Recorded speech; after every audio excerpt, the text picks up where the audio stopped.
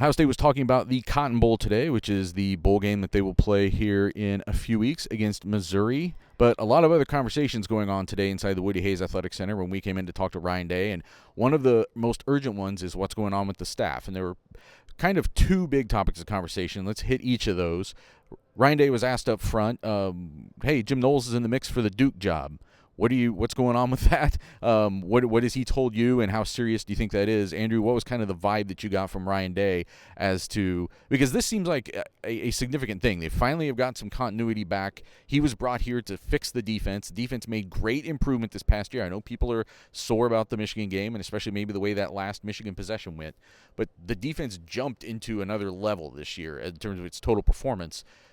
How did you think Ryan Day sort of gave the vibe of what could happen there? Well, he mentioned that, Jim came and talked to him about it and then said, hey, this team reached out. And the vibe that I got was just kind of one of these things happen. He mentioned, and as one you would expect one head coach to do, he says, because we got great guys on our staff, because, we have coaches that other programs want. And that was kind of the vibe that I got. He didn't really want to give too much of that. You could kind of get the sense that it was pretty basic when what he was going to tell us, at least, that, hey, Jim came to me, Duke reached out, but for me, I look at this as a situation where you're right. I mean, it would be something that you finally feel like you've got some continuity there. I think Steven asked a question to Ryan today, like, there's going to be a lot of turnover with this roster, and we've talked about that on Buckeye Talk. There's going to be a lot of turnover on this roster, and it would be another kind of wrench in that defense if you have to replace your defensive coordinator. So I don't think he wanted to say too much, and I just think it's going to be something you have to monitor moving forward as something that could be a real big scenario going into spring.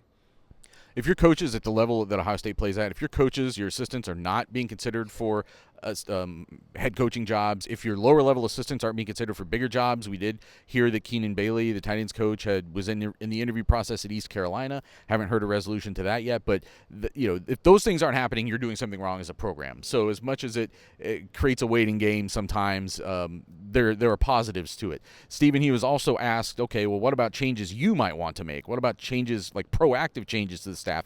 What's the timeline on that? He was pretty non-committal about that, but there would seem to be some urgency only because you can only send your 10 countable coaches out on the road to do recruiting. They have a guy in James Laurinaitis who they think would be a very dynamic recruiter out on the road because he's already done a good job of it when he's stuck in here, thumbing text messages out to guys or on the phone with them or when they come on campus.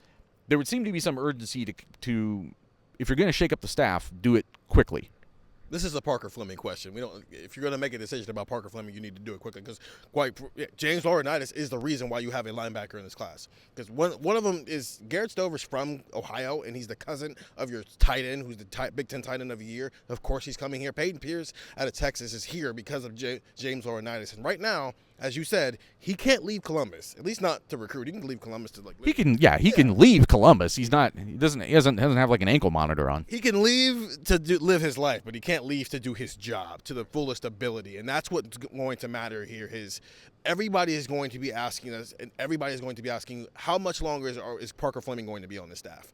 Is he going to be here through the bowl game and then Ryan Day makes a decision? Is Ryan Day going to make a decision in the next couple of weeks here? Maybe in the next 48 hours after this video, he makes a decision. But the point is, right now, coaches are on the road because signing day is less than a month away. And one of your most important recruiters at this point, at least he's starting to show that he's that, can't be that. So how quickly do you shake up the staff, especially when the one guy that everybody's wondering when you're going to get rid of is the special teams coordinator? It's not your quarterbacks coach or your running backs coach or your offensive line coach. It's the special teams coordinator. And we're there now. So do you take away that and promote James Laurinaitis to let him go on the road, or do we keep doing this and James Laurinaitis has to wait a couple of months before he can actually be a full-time assistant coach on the staff? With the Rose Bowl in 2021, there were some changes that they made. They did not make those changes until after the Rose Bowl. So it waited until early January. But you were talking about position coaches there who were out recruiting. This feels different to me. My position on this has never changed from the day that they decided to make Parker Fleming the special teams coach. It's not personal. He seems like a really good guy. It just doesn't seem, but performance aside, the fit has never made sense to me. I think this is a chance for Ryan Day to fix that. Maybe there's even a creative way to do that. I don't know, but I think it's a change that is overdue. and it's something that they can use to move forward and do the things that Ryan Day is saying they have to do, which is find a way to win the Michigan game next year, regardless of how many teams they're letting into the playoff. A lot more talk about that on Buckeye Talk. Get it wherever you can find podcasts, and get the text 614-350-3315. Good time to jump on. 2-week free trial. Takes you through a lot of the bowl season, a lot of things we're hearing, transfers in and out, signing day coming up, all that stuff. We'll be texting about it every day from cleveland.com.